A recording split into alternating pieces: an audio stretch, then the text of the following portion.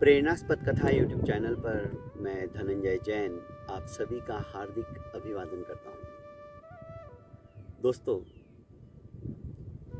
हर बार वेताल एक नई कहानी सुनाता और राजा को इस तरह की पहेली के माध्यम से विचार मग्न करने के लिए मजबूर कर देता था, सोचने के लिए मजबूर कर देता था और उत्तर जानने की कोशिश करता था। पर वो जानता था सम्राट विक्रमादित्य जो भी बोलेंगे यथार्थ की तुला के ऊपर तोलकर ही बोलेंगे। प्रत्येक कहानी के पीछे रहस्यमय सवाल पूछकर, प्रश्न पूछकर उसके प्रत्युत्तर को जानकर समय व्यतीत करना चाहता था।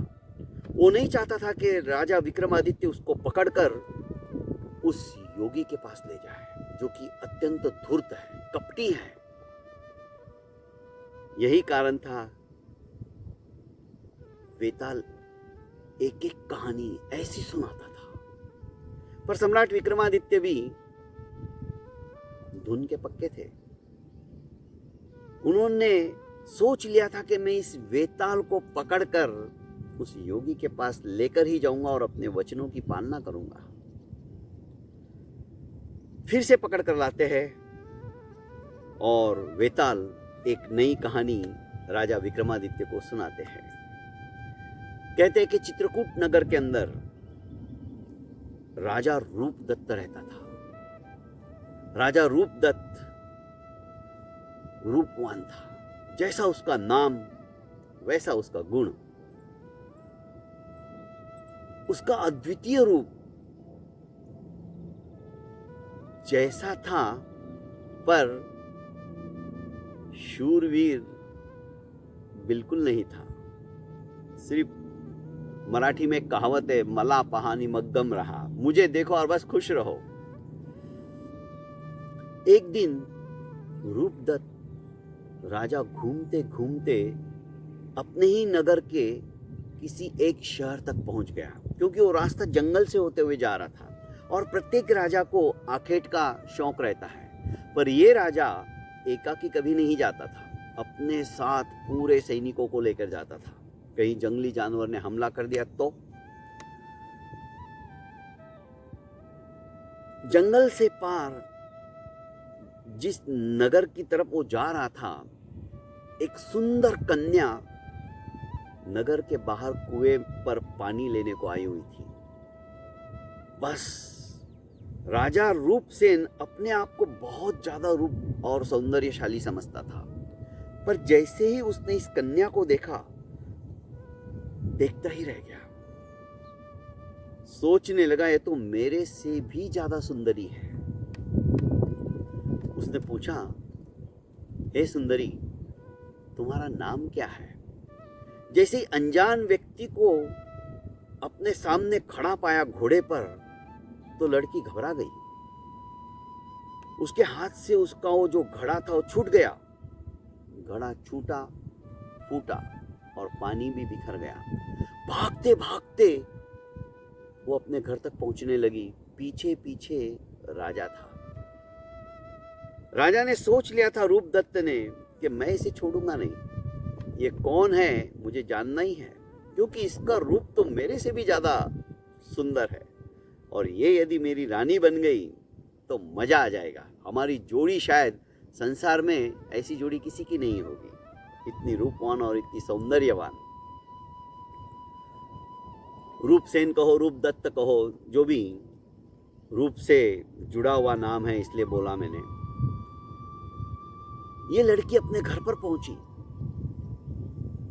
सीधा अपने बापू से लिपट गई और कहने लगी कि बापू बापू, कोई घुड़सवार मेरा पीछा करता करता आ रहा है। इतने में तो राजा स्वयं उसके घर के अंदर प्रविष्ट हो गए, क्योंकि लड़की पैदल थी, भाग रही थी और राजा घोड़े पे था। लड़की के पिता ने राजा को पहचान लिया। अरे महाराज, आपका कैसे आगमन हुआ? राजा रूपदत्त ने कहा, तुम्हारी सौंदर्यवान लड़की मुझे आकर्षित कर चुकी है और उसका आकर्षण ही मुझे यहाँ तक पहुँचाने वाला हो चुका है। इसी के पीछे पीछे भागता हुआ मैं यहाँ आया। क्या ये तुम्हारी कन्या है? हाँ महाराज, ये मेरी कन्या है और इकलौती है।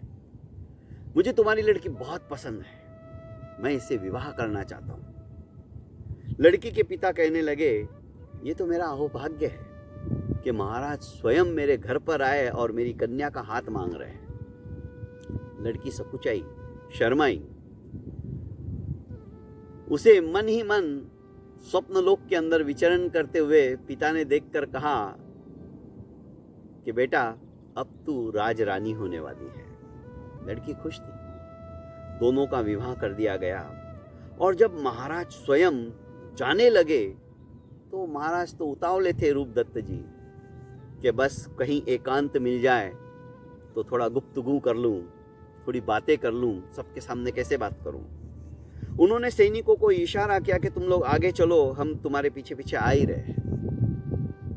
सैनिक आगे चलने लगे। ये धीरे धीरे बातों में इतने मशगूल हो गए कि सैनिक बहुत आगे निकल गए। पास में खाने पीने की सामग्री भी नहीं थी, प्यास सताने लगी। नवविवाहिता ने कहा कि महाराज, मुझे बहुत जोरों की प्यास लगी है, कंठ सूखने लगा है। रूपदत्त ने भी कहा, यही हालत मेरी भी है, मुझे भी बहुत जोरों की प्यास लगी, पर यहाँ आसपास जंगल में कहाँ ढूंढूं। सैनिक तो बहुत आगे निकल गए। ढूंढते ढूंढते उन्हें एक गुफा नजर आई।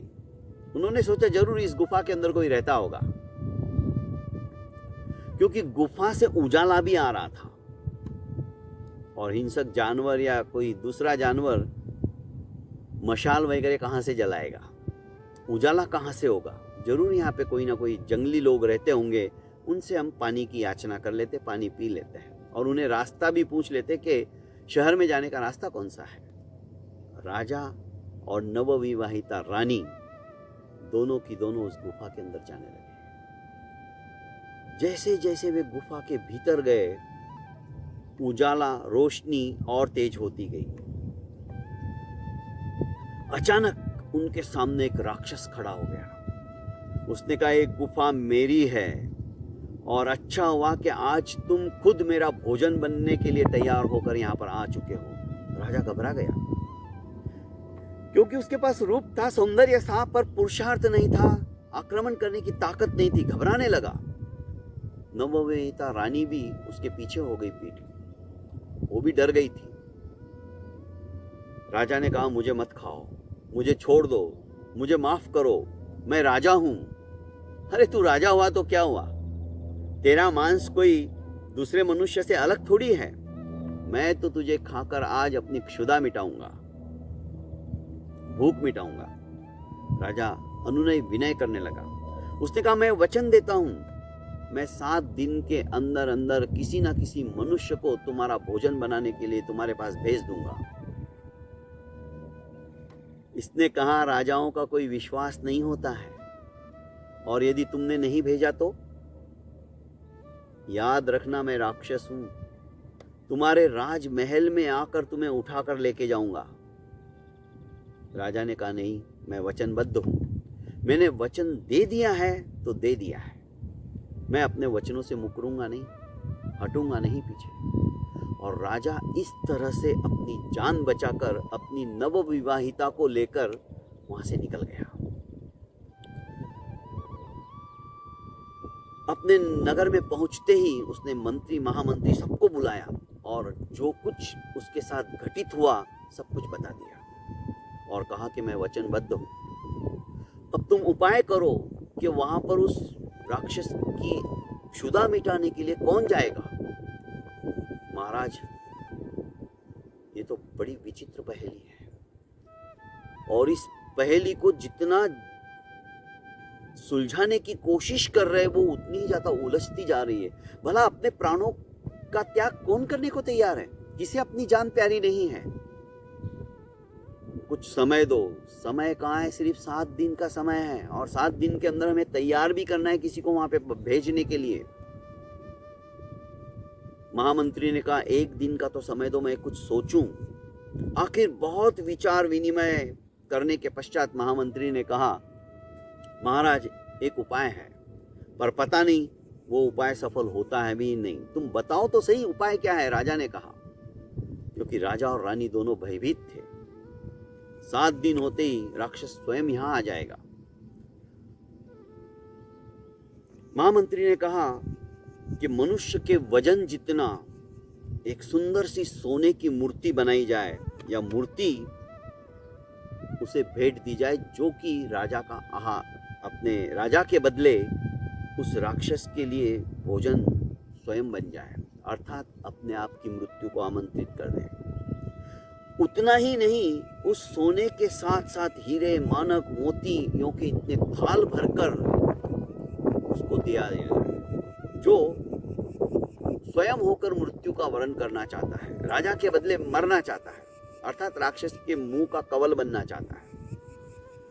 तवंडी पिटाई जाए, अर्थात पूरे नगरी के अंदर ये घोषणा कर दी जाए और ये पूरी सामग्री सोने, चांदी, मानिक, मोती की चौक में रख दी जाए और बताया जाए लोगों को कि जो भी राक्षस का आहार बनना चाहता है उसके घर वालों को ये समग्र सामग्री दे दी जाएगी, अर्थात इतना ज्यादा वैभव उसे प्राप्त हो जाएगा।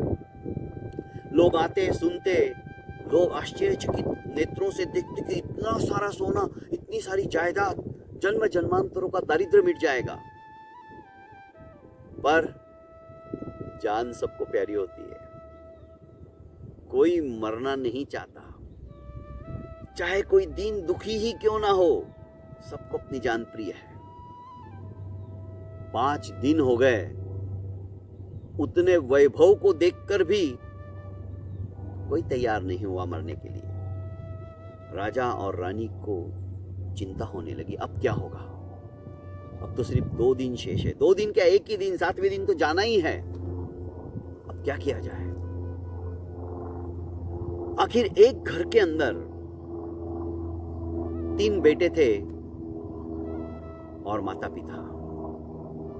उस घर में पिताजी भिक्षा मांग मांग कर लाते तो भी तीनों बच्चों का और उन दोनों का, मतलब माता पिता का, अपनी पत्नी का, वो पेट नहीं भर पाता था। खुरच खुरच कर देते थे, एक दाना भी चावल का बच जाए तो उसके खाने के लिए तीनों भाई आपस में झगड़ते थे। बड़े हो गए थे पर उनके पास दूसरा कोई उपाय ही नहीं था सिवाय भिक्षा मांगने का। पिता ने झल्ला कर कहा, आखिर मैं कब तक तुम्हारे लिए भीख मांगता रहूंगा, कितना भी लाके दो, साले तुम्हारा पेट भरता ही नहीं है, तुम भूखे की भूखे रहते हो। अरे राजा ने इतना सब कुछ देने के लिए तैयार है, तुम में से कोई एक मरने को तैयार नहीं है। मैं कब तक अभी बूढ़ा होने आया, कब तक मैं तुम्हारे लिए मांग कर लाऊंगा। तुम में से कोई एक यदि मरने को तैयार हो जाए ना, तो हमारा जिंदगी भर का दारिद्र्य दूर हो जाए, हम सुख और चैन की जिंदगी जी पाएंगे। कब तक हम लोगों से मांग मांग कर खाएंगे। एक लड़के को जच गई बात, उसने सोचा कि रोज रोज ऐसे मांगने से तो अच्छा है एक बार ही मैं ही बलि का बकरा बन जाता हूं और मेरा घर परिवार सुखी हो जाएगा। उसने अपने पिता से कहा कि पिताजी मैं तैयार हूं, मैं मरने के लिए तैयार हूं। आप राजा जी से कह दो कि ये सारी संपत्ति, ये सारी दौलत हमें दे दे, बदले में मैं चला जाऊंगा उस राक्षस के पास। ठीक है, पिता बड़ा खुश हो गया। उसने कहा चलो अभी चलते हैं। और मध्याह्न के समय अपने बेटे को लेकर पिता जाता है और राजा से कहता है कि मेरा ये बेटा मरने के लिए तैयार है, वह समस्त सामग्री आप हमें दे दीजिए। वो हीरे, मानक, मोती, गले के हार, वो सब लेके गए। घर वाले बड़े खुश हो रहे, पर अब इसकी जान पे आ रही है। इसको नहलाया गया, धुलाया गया, इसकी पूजा की गई, रानी ने स्वयं ने इसकी आरती उतारी, तिलक निकाला। ये सब भी आ गए थे, घर वाले भी, क्योंकि कल तो इसे जाना है, मरना है, मृत्युमुखी बनना है। पर जैसे ही रानी ने तिलक निकाला और इसने अपने पिता के गले में वो सोने का हार, मोतियों का हार, अपनी माता के गले में, दोनों भाई जो बचे थे उनके भी अच्छे अच्छे कपड़े और आभूषण धारण किए हुए देखकर पहले तो बहुत हंसा, बहुत हंसा और फिर रोने लगा। रानी ने तिलक निकाला, सबने देखा कि क्यों हंस रहा है और क्यों रो रहा है। पर खैर, दूसरे दिन 2 सिपाही पकड़कर इसे उस गुफा में लेके गए। अब इसने सोच लिया कि नहीं, मैं मरूंगा नहीं, मैं क्यों मरूं। अपने दोनों भाइयों को इस तरह से अच्छे अच्छे वस्त्राभूषणों को धारण कर और अपने माता पिता भी एकदम खुशी मना रहे हैं। मतलब मेरी इन लोगों को किसी को परवाह ही नहीं है। खैर, मैं भी मरूंगा नहीं, मुझे भी जीना है। दोनों सिपाहियों ने पकड़ा था और गुफा तक उन्हें छोड़ना था, पर जैसे ही गुफा नजदीक आई, इसने दोनों के हाथ मजबूती से पकड़ लिए। एक तरफ दूसरा सिपाही था, एक तरफ पहला सिपाही था। पकड़ के वो उनको घसीट कर ये गुफा के अंदर आ गया। राक्षस इंतजार ही कर रहा था, 7वां दिन है और राजा ने मुझे वचन दिया है कि मैं तुम्हारे लिए भोजन भेजूंगा और मनुष्य को ही भेजूंगा। वाह, ये तो अकेला नहीं, अपने साथ 2 और को लेके आ गया है, अब तो मैं तृप्त हो जाऊंगा, ऐसा राक्षस सोच ही रहा था। इतने में ये दोनों सिपाही जो है घबरा गए। हमें तो गुफा के बाहर तक ही आना था और ये घसीट के अंदर लेके आ गया। इस बीच राक्षस ने एक सिपाही को पकड़ लिया। सिपाही की तो सिट्टी पिट्टी गुम हो गई। सिपाही वहीं, उसका सांस फूलने लगा और धड़ाम से गिर पड़ा, बेहोश हो गया। उसके हाथ का भाला भी नीचे गिर गया। दूसरा सिपाही जैसे तैसे इससे हाथ छुड़ाया इसने और वो भाग खड़ा हुआ। अब बचा सिर्फ ये नवयुवक। ये आगे पीछे घुमाता रहा इस राक्षस को। जो बड़ी बड़ी ईंटें पड़ी थी वहां पर, वो ईंट का निशाना लेकर मारता गया, सर फोड़ता गया राक्षस का। राक्षस पागल हो गया। ये नीचे से चला जाता, जो भुयार का घर बना था, क्योंकि राक्षस इतना छोटा तो नहीं था जो नीचे से जाए, और उधर जाके वही जो उसने ईंट पत्थर फेंके थे उसको उठाकर वापस उस राक्षस को मारता। इस तरह से उसने राक्षस को आहत कर दिया। पर सोचा कि राक्षस ऐसे मरने वाला नहीं है। उसने जो सिपाही बेहोश पड़ा था उसका भाला उठाया, जो कि बहुत वजनदार था, और पूरी जी जान लगाकर इसने भाले का निशाना लेकर उस राक्षस के सीने में घुसेड़ दिया। आर पार निकल गया भाला पीठ के पीछे से, और राक्षस तड़प तड़प कर मर गया। वेताल ने विक्रमादित्य से पूछा कि विक्रम, राक्षस तो मर गया, पर इस कहानी में एक रहस्यमय बात यह थी कि लड़के का जब राज तिलक की तरह रानी तिलक लगा रही थी, जो कि मरने को जा रहा था, आरती उतार रही थी, उस समय में ये लड़का हंसा क्यों और तत्क्षण रोने भी लग गया? क्या कारण?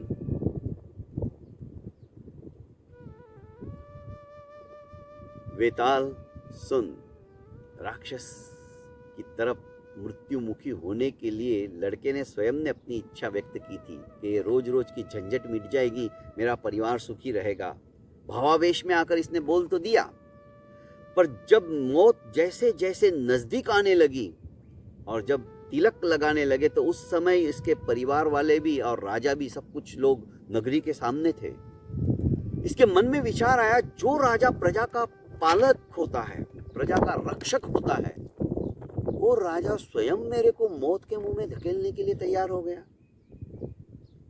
थोड़ी सी दौलत देकर। कैसी विधि की विडंबना है। राजा अपने राज्य के प्रजा के लिए बिल्कुल भी कर्तव्यनिष्ठ नहीं है। इसे हंसी आने लगी। पर जैसे ही अपने परिवार वालों की तरफ देखा और उनके गहने आभूषण, नए वस्त्र, उसको रोना आ गया।